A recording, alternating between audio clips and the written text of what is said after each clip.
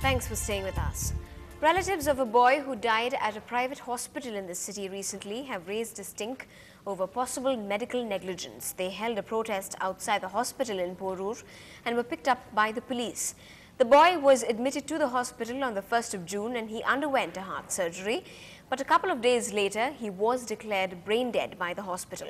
Our reporter Pratiksha brings us this story. The relatives of 18-year-old Arvind are inconsolable. They said that the doctors had assured them that his heart surgery was not a complicated affair. But he never opened his eyes after the surgery. The hospital had declared him brain dead on 6th of June, sparking protests from his relatives. On Sunday, the boy was pronounced dead by the hospital. The relatives are now holding the hospital responsible for the boy's death.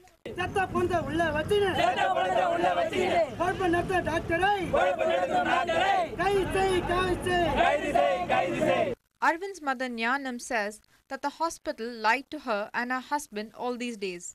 She demands an apology from them for taking her son away. நாங்க இப்ப எங்க பிள்ளைய அவங்க ஆபரேஷன்ல கொன்னுட்டாங்க ஆனா உயிர் இருக்குதுன்னு 10 நாளா ஏமாத்துனாங்க அது டாக்டர் எங்ககிட்ட உண்மையே ஒத்துக்கணும் இப்ப ஏன் எங்களை ஏமாத்தி நாடகம் ஆடுனாங்க அன்னைக்கே அவன் இறந்துட்டான் ஆனா இவங்க 10 15 நாளா வச்சிருந்து ஏமாத்தி டிராமா பண்ணாங்க எங்களுக்கு நியாயம் கிடைக்கணும் ஏன் பிள்ளைங்க இப்படி பண்ணதுக்கு டாக்டர் மன்னிப்பு கேட்கணும் டாக்டர் கைது பண்ணனும் அவருக்கு ஏதாவது தண்டனை கொடுக்கணும். The family has now filed a complaint with the Medical Council of India.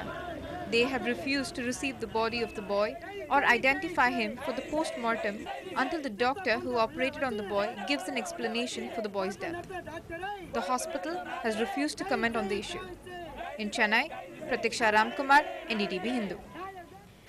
Now, we are in a state with people who are a curious lot. Tamil Nadu, interestingly, has the highest number of appeals made under the Right to Information Act in the country. The State Information Commission says over 40,000 appeals are made every single year.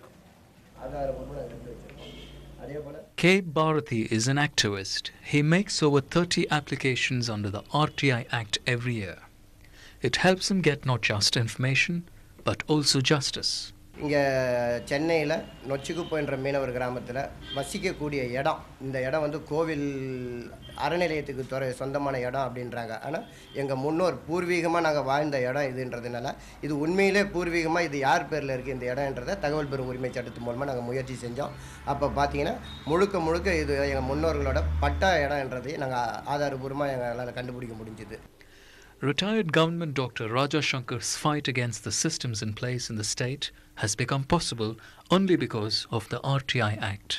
For example, when the public information officer refused to give out certain information, he appealed under RTI and got what he wanted. But his 10-year-old fight continues. Even the information I was sought from the department, I could not get it in time. So each and every time I approached the State Information Commission to get the information. Narayanan is a businessman. He uses RTI in his fight for social justice. In my experience, wherever I have filed RTI, I had difficulty in getting the right kind of information first and then getting it in time. So I had to keep on sending reminders and persuading the appellate authorities to get the required information. The growing number of appeals under RTI also shows the adamant attitude of officials at the lower levels of the government. In Chennai, with Peer Mohammed, Jason Tosh for NDTV Hindu. Well, still ahead on the bulletin, international and national designs. Men folk, you have quite a lot to look forward to come summer. Do stay tuned.